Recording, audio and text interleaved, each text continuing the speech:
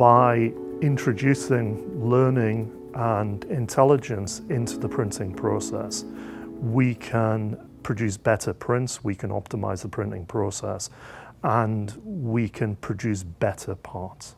The AI systems which I've developed in the past are based on probability.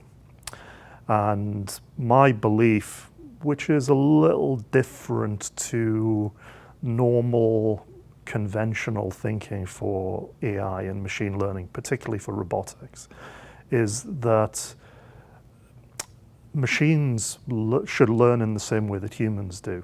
And it's about risk. And you have an appetite for risk, and you react when things go wrong. So that when you drop a robot into a completely random situation which it's not seen before, it has the ability to relate that to situations which it has seen before, and then come up with some idea of how to deal with that from its previous experience.